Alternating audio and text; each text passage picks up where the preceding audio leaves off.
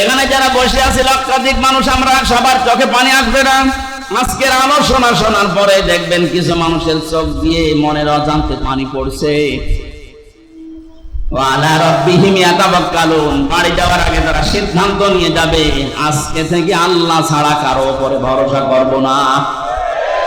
এই তিনটি বৈশিষ্ট্য যাদের ভেতরে আছে, আল্লাহর নাম শুনলে কলিজায় কাঁপ ধরবে, আল্লাহর কোরআন শুনলে ঈমান বেড়ে তাদের চোখ দিয়ে পানি আসবে, আল্লাহ ছাড়া কাউকে ভরসার স্থল বানাবে না। আল্লাহর দৃষ্টিতে এরা প্রকৃত মুমিন। এরা কি? আল্লাহ এই মানের শ্রোতা হওয়ার তৌফিক দেন, বলেন আমিন। সুতরাং আমরা নির্বাচিত হয়ে যারা এখানে বসে আছি, আমরা খুশি না বেজার? বলেন বলেন, জবান খুলে বলেন আলহামদুলিল্লাহ। দরুদ আর সালাম পড়ছি আমাদের নবী মুহাম্মদ রাসূলুল্লাহ সাল্লাল্লাহু আলাইহি ওয়াসাল্লামের প্রতি। আমার আজকের তেলাওয়াতকৃত আয়াত আপনারা দেখেছেন, একটা পরিচিত আয়াত পড়েছি, অনেকের কাছে এটা মুখস্থ আছে। সূরা আরাফ আয়াত নাম্বার 179, একটা মাত্র আয়াত পড়েছি। বিশ্বনবীর লক্ষ কোটি হাদিস থেকে মাত্র একটা হাদিসের অর্ধেক পড়েছি। আমরা এই দুইটার সামনে নিয়ে কিছু কথা আপনাদের সামনে বলবো। আল্লাহ যেন আমাকে তৌফিক দেন, আপনাদের ধৈর্য দেন, বলেন আমিন। এটা কি বিড়ি খেতে যাচ্ছে নাকি ওই 2 নম্বরে? না ভাই, ওঠা যাবে না। যুবক মানুষ যদি উঠে চলে যায়, 1-1.5 ঘন্টা বসে থাকতে পারে না। ও বিয়ে দিলে বউ দেখবে। আমি আর নিচে নামলাম না।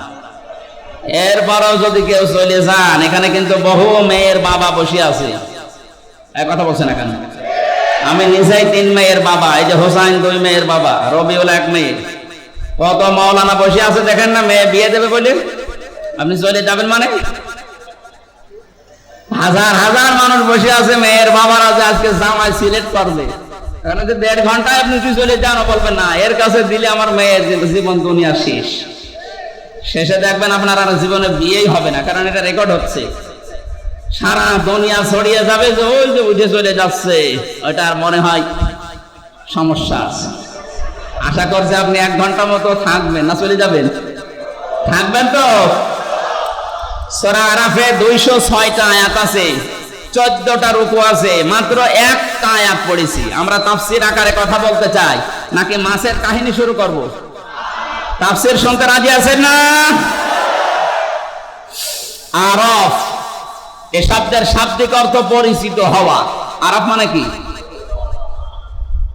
এই সূরায় 206টা আয়াত আছে বললাম, এর 46 নম্বর আয়াতের মাঝের অংশে আপনি দেখবেন এই নামটা আছে, আল্লাহ নিজে ব্যবহার করেছেন।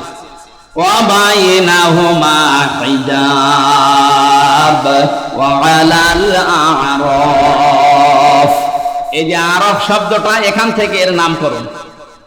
এটা তাফসীরে ইবনে কাসির থেকে বলছে, মুফাসসির লিখেছেন ওয়া বাইনাহুমা হিজাব। এই আয়াতটা আল্লাহ কেন নাযিল করলেন জানেন? নবীজি ব্যাখ্যায় বলছিলেন, কিয়ামতের দিন আল্লাহ বিশাল একটা প্রাচীর বানাবেন জান্নাত জাহান্নামের মাঝে। কিছু মানুষকে ওখানে দাঁড় করিয়ে দেবেন, এদেরকে আল্লাহ জাহান্নামেও দেবে না, জান্নাতেও দেবে না। সাহাবী প্রশ্ন করলেন হযরতে আবু যর রাদিয়াল্লাহু তাআলা আনহু, হে নবী, এরা জান্নাতে যাবে না, তার কারণ কি? বিশ্বনবী জানিয়েছেন এরা জান্নাতে যাবে না এই কারণে মানুষগুলোর সব কাজ দুনিয়ায় ভালো ছিল, শুধু মা বাবার সাথে খারাপ আচরণ করতেছে। এরকম আল্লাহর ওলি এখানে বসে নেই। কথা বলুন, আপনার পায়ে ধরে বলছি, আপনি এখনই শুধরান, এখনই থামেন। তাম দুনিয়া ভর্তি নেকি নিয়ে আপনি হাজির হবেন কিয়ামতে, কিন্তু মা বাবার মনে যদি বৈধ কোনো কারণে কষ্ট দিয়ে থাকেন, আপনি লিখে নিতে পারেন, জান্নাত পাবেন না। নবীজি জানিয়েছেন, হোমা জান্নাতুকা হোমা নারুকা, মা বাপ তোর জান্নাত, মা বাপ তোর জাহান্নাম। সুতরাং আমাদের আমল যদি, কাজ যদি এরকম কারো থেকে থাকে, সে যেন এখন পাল্টিয়ে যায়। কথা বলে না কেন? আর আমি যতদূর লেখাপড়া করেছি, আমি বাস্তবতা যতটুকু দেখছি, আমার বয়স অল্প আপনাদের চাইতে, আমার এখন 33 বছর, কিন্তু বাস্তব অভিজ্ঞতা আপনাদের অনেকের চাইতে আমার বেশি আছে। আমার মতো ঘোরাঘুরি আমার মুরব্বী জীবনে করেনি।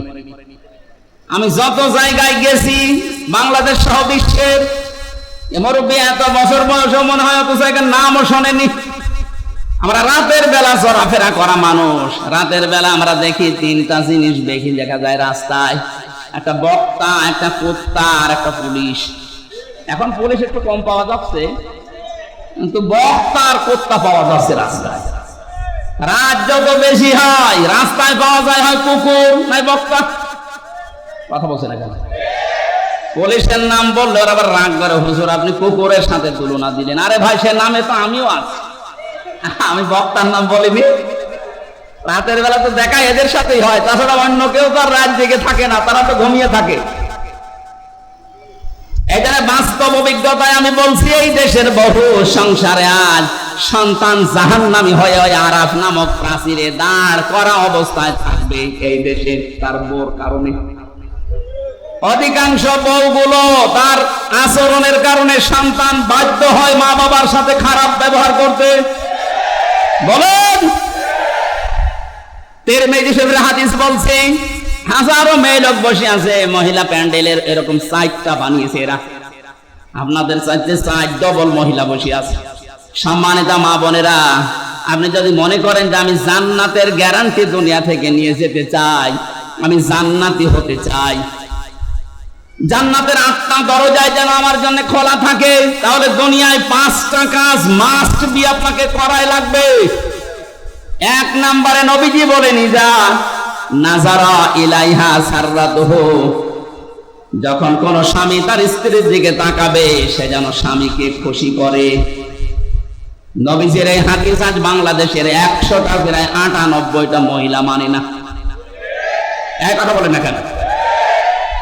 সারাদিনের পরিশ্রান্ত শরীর নিয়ে বাড়িতে আসবে, আল্লাহর কোরআনের ঘোষণা ছিল, আমিন আয়াতিহি আন খালাকালাকুম মিন আজওয়াজিকুম লিতাসকুনু ইলাইহা ওয়া জাআলা বাইনাকুম মাওয়াদ্দাতাও ওয়া রাহমা ইন্না ফি যালিকা লাআয়াতিন লিকাওমিন ইয়াতাফাক্কারুন। সূরা রুমের 21 নম্বর আয়াতে আছে, এটা 21 নম্বর পারার 5 নম্বর পৃষ্ঠা 7 নম্বর লাইনে পাবেন, তাফসিরে ফি জিলালিল কোরআনে আছে। রব্বুল আলামিন বলেন, আমার যত নিদর্শন দুনিয়াতে আছে এর ভেতরে অন্যতম নিদর্শন এই, আমি তোমাদের থেকে তোমাদের জোড়া বানিয়েছি স্ত্রীদেরকে, যেন তোমরা স্বস্তি, শান্তি, স্বস্তি এবং নিরাপত্তা সেখানে খুঁজে পাও। তো বাস্তবে আমরা হাজারো স্বামী আজ স্ত্রীর কাছে এই রেসপন্স, এই সম্মান এগুলো না পাওয়ার কারণে বাধ্য হয়ে অন্য জায়গায় লাইন করি। ও বলছে ঠিক, করোনার মানুষ তো বদনাম করে ফেলবে দেখছি। সম্মানিত মা বোনেরা, আপনার স্বামী এখানে বসে আছে, এই ক্যামেরা ওইদিকে মারো তো, যেটা ঠিক বললো, দেখেন ওর স্ত্রী কি বলে। আজকে আপনার ভাত বন্ধ হয়ে যাবে।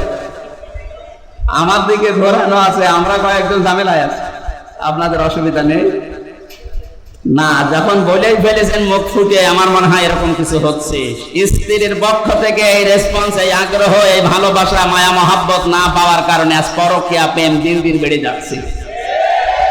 এখানে স্বামী যখন বাইরে থেকে আসবে, আপনি যদি জান্নাতি মহিলা হতে চান, প্রথম নম্বরে আপনার কাজ হবে তাকে আনন্দ দেওয়া। সাররাতুহু ইদা নাজারা ইলাইহা সাররাতুহু, তাকে আনন্দ দেওয়া, সে যেভাবেই হোক, সাজগোজ করে হোক, কথাবার্তা দিয়ে হোক, আবেগ অনুভূতি দিয়ে হোক, দরকার হয় কাঁকুকুকু দেবেন। কি অসুবিধা? কোনো অসুবিধা নেই। স্বামীকে যদি কাঁকুকুকু দেওয়া লাগে তাও দেবেন, ও যেন অন্তত হাসে।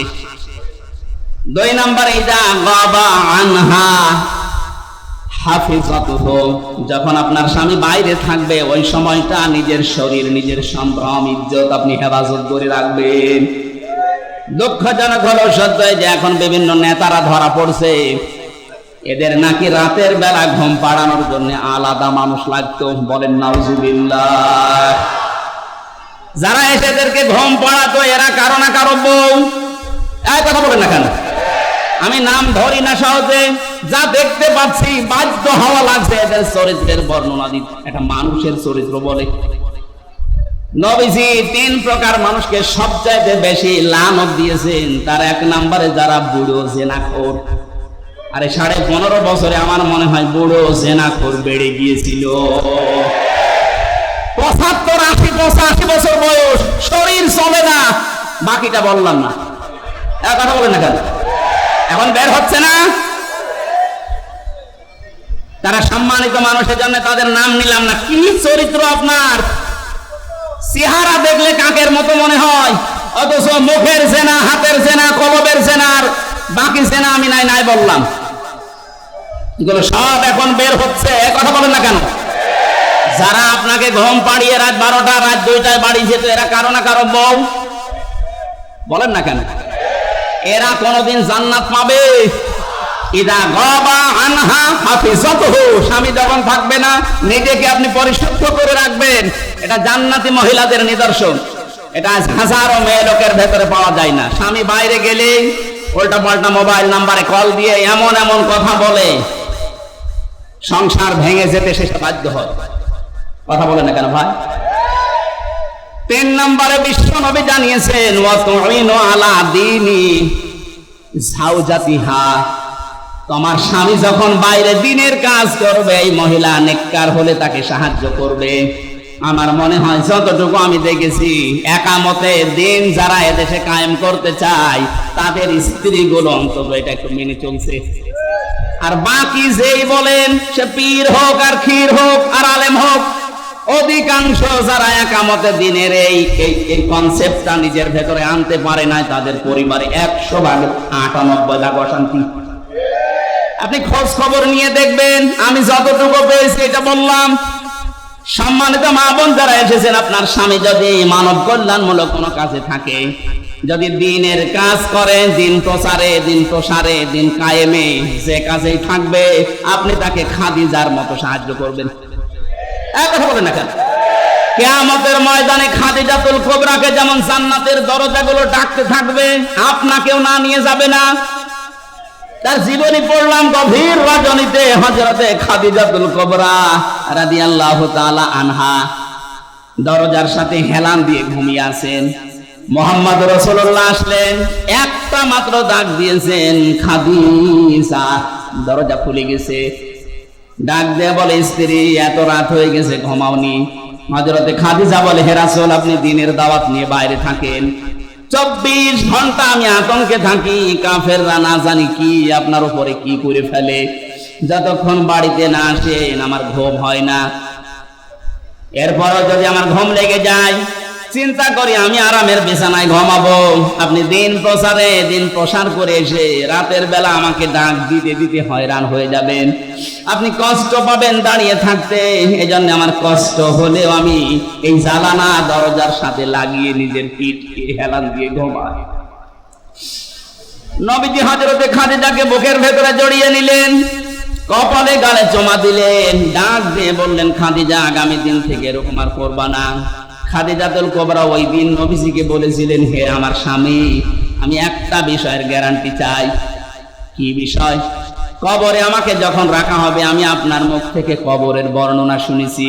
পৃথিবীর থেকে বিদায় নেওয়ার পর জান্নাতে যাওয়ার আগ পর্যন্ত ভয়ঙ্কর একটা জায়গার নাম কবর। আপনি আমাকে আজকে একটু কথা দেন, কবরে দেওয়ার পরে যে ফেরেশতা আসবে তাদের যে প্রশ্নের উত্তর, এটা আমি খাদিজা আমি দিতে পারবো না। আমার নিজের প্রতি নিজের বিশ্বাস নেই, আপনি এই জবাবটা নিজে দিয়ে দেবেন। নবীজি বললেন, আদম থেকে শুরু করে পর্যন্ত কেউ কারো কবরে জবাব দিয়ে দেয়নি, এটা আমি পারবো না। আপনি একটু লক্ষ্য করেন, এখানে নবীজি বললেন কি, আদম থেকে শুরু করে পর্যন্ত কেউ কারো কবরের জবাব দিয়ে দেয়নি, এটা আমি পারবো না। অথচ বাংলাদেশে বহু ভণ্ড পীর এটা ছড়িয়েই দিয়েছে, এ দরবারে মুরিদ হলে কবরের হিসাব ওরা কিসে দিয়ে দেবে। এটা যে পুরা প্রতারণা, বাটপারি, চিটারি, আর কারো কাছে ফতোয়া নেওয়া লাগবে। এই ভ্রান্ত ধারণায় যারা আছেন, এক্ষুনি আপনি থামবেন। কিসের পীর, কিসের বাবা? নবীজি নিজে তার স্ত্রীকে গ্যারান্টি দিতে পারছেন না। হযরতে খাদিজাতুল কুবরা বলেন, হে নবী, আপনি যদি আমাকে কিছুই না বলেন, এই যে আমি সেজদায় গেলাম, আমার মালিক যখন কিছু না জানাবে, যতক্ষণ আমি সেজদা থেকে মাথা তুলব না। নবীজি দাঁড়িয়ে আছেন, হঠাৎ ফেরেশতা জিবরাইল এসে বলে, হে নবী, খাদিজাকে আপনি মাথা তুলতে বলেন, তার চোখের পানি আরশে মঞ্জুর হয়ে গেছে। আল্লাহ রাব্বুল আলামিন নিজে আপনাকে অর্ডার দিয়েছেন খাদিজার প্রশ্নের জবাব আপনি দিয়ে দেবেন। নবীজি বললেন, কি বলো জিবরাইল, আমি আজ পর্যন্ত কোনদিন এ ব্যবস্থা কারো পক্ষে পাইনি, না খাদিজার পক্ষে আল্লাহ দিয়েছেন, আপনাকে দেওয়া লাগবে। হযরতে খাদিজাকে ডাক দিয়ে বললেন, মাথা তোলো, তোমার চোখের পানি আরশে পৌঁছিয়ে গেছে, তোমার কবরের জবাব দেওয়া লাগবে না, আমি নিজে দিয়ে দেব তোমারটা। হযরতে খাদিজা ওই দিন বলেছিলেন, হে আমার স্বামী, আপনার জন্য এই ঘরটা আমি নয়েজ মুক্ত রাখি, শব্দ, গোলমাল, আওয়াজ এগুলো থেকে আপনাকে আমি শান্তিতে রাখি। ঘরে আসলে আপনার স্বামী বাইরে থেকে যখন আসবে ঘরটা আপনি শান্ত নির্মল করে দেবেন। খাদিজাতুল কুবরা এই কাজ করার কারণে তার জন্য আল্লাহ একটা জান্নাত ঘর বানিয়ে রেখেছেন। আপনি যদি আপনার স্বামী যখন বাইরে থাকবে কর্মজীবনে, দিনের কাজে, মানবতার কাজে, ভেতরে আসার সঙ্গে সঙ্গে যেন একটা স্বচ্ছ নির্মল শান্ত একটা ঘর উপহার পায়, আপনাকেও খাদিজার মতো আল্লাহ একটা ঘর জান্নাতে বানিয়ে দেবেন। খাদিজা ওই দিন বলেছিলেন, হে রাসূল, আমি আপনার কাছে জানতে চাই, আপনার যে জুব্বা মোবারক আছে এইটা দিয়ে আমার কাফন বানাবেন। ঠিক আছে, এটা তো আমার আন্ডারে, আমি দিয়ে দিলাম। 2 নম্বরে আপনি আমার কবরের ভেতরে একটু গড়াগড়ি করবেন, কারণ আমি জানি আপনার শরীর যেখানে লাগবে ওখানে জাহান্নামের আগুন পৌঁছাবে না।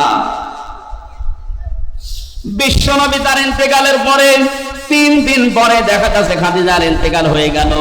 মুহাম্মদ রাসূলুল্লাহ নিজে তার জুব্বা মোবারক দিয়ে কাফন বানিয়ে দিলেন, কবরের ভেতরে নিজে একটু গড়াগড়ি দিলেন, নিজের হাতে খাদিজাকে কবরে শায়িত করার পরে উপরে মাটি দিয়ে সাহাবায়ে কেরাম বলে, হুজুর আপনি যাবেন না?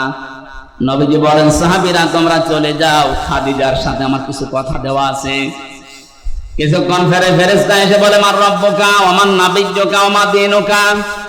উপর থেকে মুহাম্মদ রাসূলুল্লাহ ডাক দিয়ে বলছে, ফেরেশতারা থামো, খাদিজাকে প্রশ্ন করার দরকার নেই। খাদিজার আল্লাহ আমার ওই আল্লাহ, খাদিজার ধর্ম আমার ওই ধর্ম, আর খাদিজার নবী আমি নবী, নিজেই বলছি মুহাম্মদুর রাসূলুল্লাহ। খুলনাবাসী, আমি আগেই বলেছি এটা আমার বিভাগ। বাংলাদেশে 8টা বিভাগের চাইতে বিভাগের মানুষকে এমনিতে একটু মানুষ হিসাবে ভালোবাসি বেশি। এ বিভাগের নারী পুরুষ আমার কাছে সবচেয়ে বেশি আপন। বড় আশা নিয়ে, বড় ভরসা নিয়ে বলছি, আপনি দেখতে পাচ্ছি আপনি জাহান্নামী হয়ে যাচ্ছেন। অতঈনু আলা দীনি যাওজাতিহা।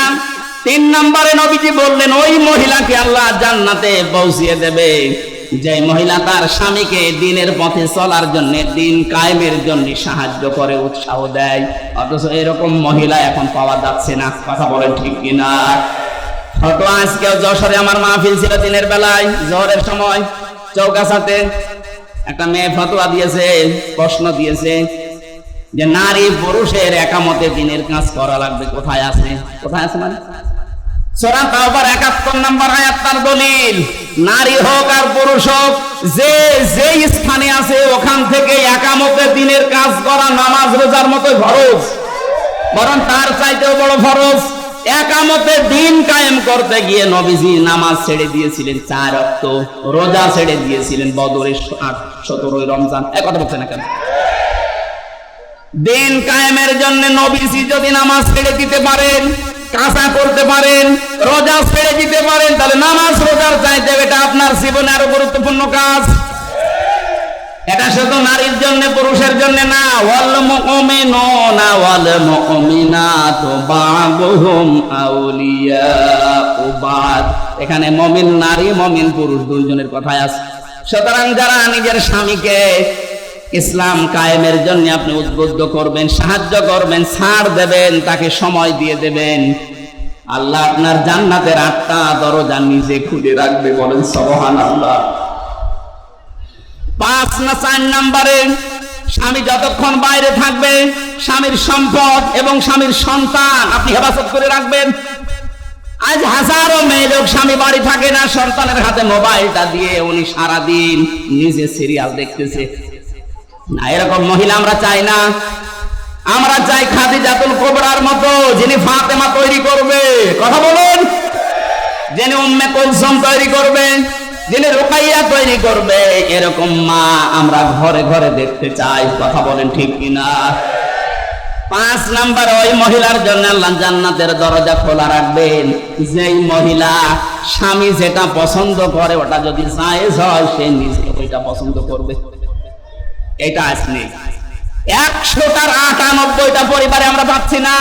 স্বামী যেটা পছন্দ করে জায়েজ, অথচ স্ত্রী ওইটা চাই না। আমি 27টা পেয়েছি, তার একটা বলছি।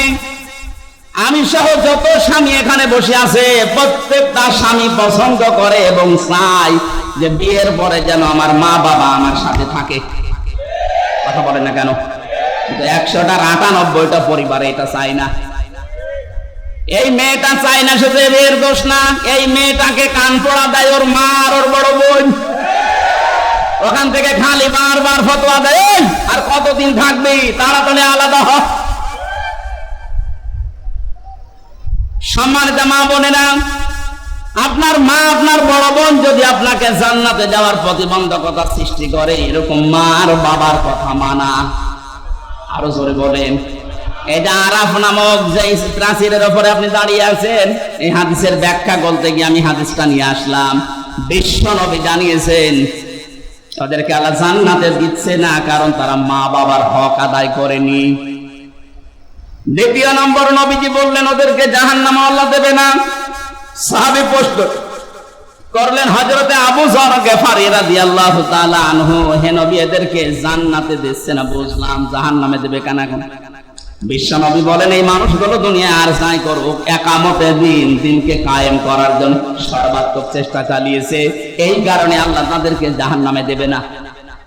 এটা শুধু খুলনা না, সারা পৃথিবীতে ছড়িয়ে যাচ্ছে। কত সাংবাদিক দেখছেন না, সবাইকে উদ্দেশ্য করে আমি ঘোষণা দিতে চাই। সূরা সফের 10 নম্বর আয়াতের দলিল, হাল আদুল্লুকুম আলা তিজারাতিন তুনজিকুম মিন আযাবিন আলীম। তোমাদেরকে এমন একটা ব্যবসার কথা বলবো যেটা করলে জাহান্নামের আগুনে যাওয়া লাগবে না। তুমিনুনা বিল্লাহি ওয়া রাসূলিহি ওয়া তুজাহিদুনা ফি সাবিলিল্লাহ বিআমওয়ালিহিম ওয়া আনফুসিহিম যালিকুম খায়রুল লাকুম ইন কুনতুম তা'লামুন।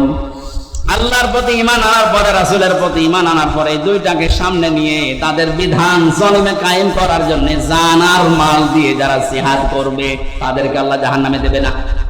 সুতরাং এই পৃথিবীতে যারা দিন কায়েমের জন্য চেষ্টা চালান, অন্যান্য যদি কোনো গুনাহ হয়েও থাকে, আল্লাহ অন্তত আপনাকে জাহান্নামে দেবে না, এই গ্যারান্টি আমি দিতে পারি।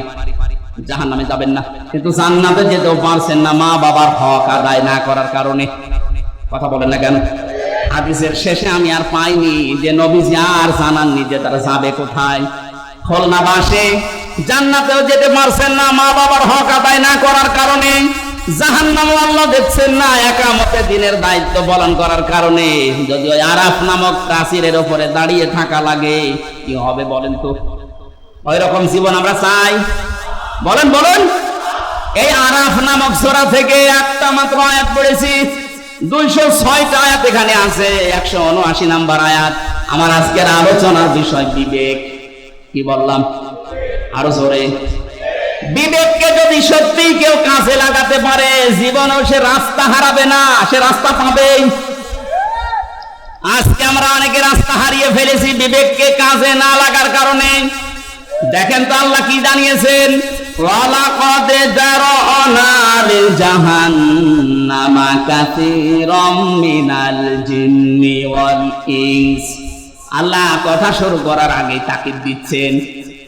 আল্লাহ পাক বলেন ওয়ালাকাদ, অবশ্যই, জারানা, আমি বানিয়েছি, তৈরি করেছি, লিজাহান্নামা, জাহান্নামের জন্য, কাসীরাম মিনাল জিন্নি ওয়াল ইনস, অধিকাংশ মানুষ আর জিন জাহান্নামে যাবে, এই জন্য বানিয়েছি। প্রশ্ন আসতে পারে তাহলে আমাদের দোষ কি? যেখানে আল্লাহ কাসির দিলেন কলিল না দিয়ে, আবার কাসির না দিয়ে কাসির র একালে টান আছে। কলিল মানে অল্প, কলিলা মানে একেবারে অল্প, কাসির মানে অল্প, কাসির কাসির মানে বেশি, কাসির র মানে অনেক বেশি। কত বেশি আমাদের মেটা ধরবে না। আল্লাহ বলেন এত মানুষ আর জিন জাহান্নামে দেব। আমরা যেহেতু প্রশ্নই করে ফেলেছি আল্লাহ, তাহলে আমাদের দোষ কি? আল্লাহ বলেন দোষ আছে। তিনটি ইন্দ্রিয় শক্তি যাদের আছে, এই তিনটা যারা কাজে লাগাবে না, এই মানুষগুলো মাস্ট বি জাহান্নামে যাবে। আর অন্যান্য কারণ আছে অন্য আয়াতে, এই আয়াতে তিনটা পেয়েছি। খুলনাবাসী এখন থেকে আপনি মিলাবেন আপনার ভেতরে এই তিনটা গুণ আছে কিনা। যদি থেকে থাকে এখনই তাওবা করে ভালো হওয়ার নিয়ত করা লাগবে। রাজি আছেন কিনা? হ্যাঁ, রাজি আছেন কারা কারা? দেখি লিল্লাহে তাকবীর, লিল্লাহে তাকবীর, লিল্লাহে তাকবীর। আলহামদুলিল্লাহ। ভাই আমরা এবার তিনটা কারণ বলছি, দেখেন আমার ভেতরে যদি থাকে আমি এখনই পরিবর্তন হওয়ার সিদ্ধান্ত নিব। এক নম্বরে লাহুম কুলুবুন লা ইয়াফকাহুনা বিহা, তাদের কলব আছে কিন্তু চিন্তা নেই, উপলব্ধি শক্তি নেই। তাদের যে হৃদয় আল্লাহ দিয়েছেন, এই মানুষগুলো চিন্তা ভাবনা করে না হৃদয় দিয়ে। তাদের বিবেক আল্লাহ দিয়েছেন, বিবেকটা কাজে লাগায় না। আমি যে প্রথমে বললাম মানুষ যদি বিবেক কাজে লাগাতে পারে সে কোনোদিন রাস্তা হারিয়ে ফেলবে না। আজ এই জাতি রাস্তা হারিয়ে ফেলেছে শুধু বিবেকটা কাজে না লাগার কারণে। 2006 সালে এই পৃথিবীর ইতিহাস তারা পাল্টিয়ে দিয়েছে। 28 অক্টোবরে এই দৃশ্য দেখার পরে তামাম পৃথিবী হতভম্ব হয়ে গেল। এরপরও আমাদের বিবেকটা কাজে লাগলো না। আপনি চিন্তা করতে পারেন, একটা জীবিত মানুষকে পিটিয়ে হত্যা করার পরে তার লাশের উপর একটা মানুষ ড্যান্স দেয়, আর তারা এখন মানবতার বলি উড়াচ্ছে। 7 সালে আমি তখন ম্যাট্রিক পরীক্ষা দেই, আসছিলাম সিরাজগঞ্জ থেকে। রাস্তার মাঝে দেখলাম একটা মরা কুকুর পড়ে আছে। ড্রাইভার গাড়ি চালিয়ে না দিয়ে বাম দিয়ে ঢুকিয়ে দিল। গাড়ি একটু ঝাঁকি দিয়েছে, ডাক দিয়ে বললাম ড্রাইভার সাহেব আপনি কি করলেন? এখন তো উল্টিয়ে যেত গাড়ি। ড্রাইভার আমার বলছে দেখেন না একটা মরা কুকুর পড়ে আছে, আমি ডবল করে আমার চাকা চালাবো, আমার বিবেক নেই। আমি ওনারে যেই বলেছি আরে ভাই এত তো মরা কুকুর, এ মারলে কি আর না মারলে কি? ড্রাইভার আমার দিকে আবার ঘুরে বলছে হুজুর আপনি কি আসলেই হুজুর নাকি বেশ ধরেছেন? কেন? আপনি দেখছেন একটা মরা কুকুর পড়ে আছে, আমি ডবল করে গাড়ির চাকা চালাবো, আমার বিবেক নেই। বললাম ভাই আপনার নাম কি? বলছে সুব্রত। তার মানে উনি হিন্দু মানুষ। নাম কি বলেন? বলে পিঠের উপরে থাবা দিয়ে ওই দিন বলেছিলাম আপনি একটা হিন্দু, আপনার ইমান নেই কিন্তু বিবেক আছে। বিবেক থাকার কারণে একটা নিকৃষ্ট জীব পড়ে আছে মরা, তারপর আপনি ডবল করে মারেন না। অথচ পৃথিবীর আশরাফুল মাখলুকাত আমার জসিম ভাইকে কিছু মানুষ পিটিয়ে মারার পরে ড্যান্স দিয়েছিল। এদেরকে মানুষ আপনি বলতে পারেন? কথা বলেন না কেন? এদের বিবেক কোথায় গেল? আমি আর সাবেক এমপি সাহেব যে জেলখানায় ছিলাম, ওখানে যে রাইটার এই শেষে পেয়েছিলাম, রাইটার যাকে ওই যে খুলনাতে বাড়ি আপনাদের এই 18 মাইলের এদিকে, এদিকে পাইক গাছের এদিকে 18 মাইল আছে না, ওখানে বাড়ি শাওন। এই যে বিশ্বজিৎ হত্যার মামলার আসামি, ওর ফাঁসি ছিল, এখন যাবজ্জীবন 30 বছর জেল খাটা লাগবে। মাঝে মাঝে নাম লিখতে আসতো, গণনা করার সময় বলতাম যে ভাই আপনি কেস করলেন কি করে? দেখেন আমার বিবেক ওই সময় কাজ করেনি। এই হিন্দু বেটা আমার বারবার বলেছিল যে ভাই আমি মুসলমান না, আমি শিবির কি জানি না, আমি ফুল হাতা হাফ হাতা না। কথা বলছে আমি ফুল হাতা, আমার হাফ হাতা না, তারপরও আমি ছাড়ি নাই। গরু যেভাবে কোপ দেয়, ছাগল যেভাবে কোপ দেয়, মানুষ আমি ওইভাবে কোপিয়েছি। আপনার বিবেক মরে গেছে। কুষ্টিয়ার আবরার ফাহাদকে যেদিন পিটিয়ে আপনি মেরে ফেলেছেন, কথা বলেন ঠিক কিনা? আপনাদেরকে নিষিদ্ধ করার আমি 100 কারণ বলতে পারবো, কিন্তু বৈধতা দেওয়ার একটা কারণে এই দেশের মানুষের কাছে নেই। আপনি যে বৈধতা পাওয়ার জন্য বলছেন আমরা মানি না, মানে আপনি যে বৈধতা পাবেন কি দিয়ে পাবেন? একটা জিনিস দেখান যে এই কারণে আপনাদের বৈধতা দেওয়া লাগবে। আপনাদেরকে নিষিদ্ধ করার জন্য আমি 100 কারণ দেখাতে পারবো। এখন মানে নিজে যাদের সাথে জেল খেটে আবরার হত্যা মামলার আসামিরাও আমাদের সাথে ছিল, ওনাদের ব্লকে ছিল। বিবেকটা আজ আমাদের কাজে লাগছে না। আল্লাহ রাব্বুল আলামিন জানেন লাহুম কুলুবুল লা ইয়াফকাহুনা বিহা, এই শব্দ দিয়ে আরম্ভ করলেন, যাদের বিবেক কাজে লাগে না এই মানুষগুলোকে আল্লাহ জাহান্নামে দেবেন। আল্লাহ স্মরণ করাচ্ছেন আমাদের ওই জন্মের ইতিহাসটা। হাল আতা আলাল ইনসানি হিনুম মিনাদ দাহরি লাম ইয়াকুম শাইআম মাযকুরা। আল্লাহ পাক বলেন, মানুষের জীবনে কি এমন সময় অতিবাহিত হয়ে যায়নি যে সময় উল্লেখ করার মতো সে কিছু ছিল না?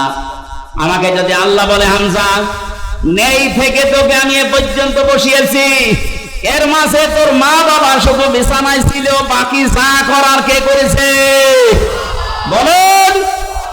বিজ্ঞান এখন প্রমাণ করছে, ফালিয়ানজুরিল ইনসানু মিম্মা খুলিক, খুলিকা মিম্মা ইনদাসিক ইয়াখরুজু মিন বাইনিস সুলবি ওয়াত তারাইব।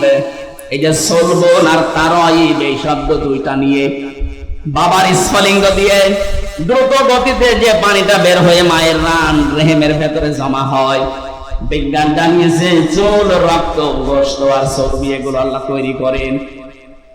চুল, রক্ত, হাড়, রক্ত, চর্বি আর চামড়া, গোশত, রক্ত, চর্বি আর চামড়া,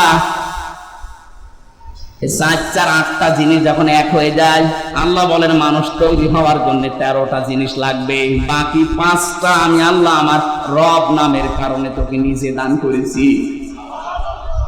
ওয়াজআলা লাকুমুস সামআ ওয়াল আবসারা ওয়াল আফিদা ইলা আখিরিয়া। এটা শ্রবণ শক্তি, দর্শন শক্তি, বাক শক্তি, আকেল শক্তি আর ঘ্রাণ শক্তি। আশ্চর্যের বিষয়, 15.5 বছরে আল্লাহর এই দেওয়া বাক শক্তিকে অনেকের উপর করে রেখেছিল, কথা বলতে পারি নাই। কথা বলেন ঠিক কিনা? অন্তত এখন যারা কথা বলতে পারছি মন খুলে আল্লাহর এই বাক শক্তি দিয়ে, জবান খুলে শুকরিয়া আদায় করেন আলহামদুলিল্লাহ।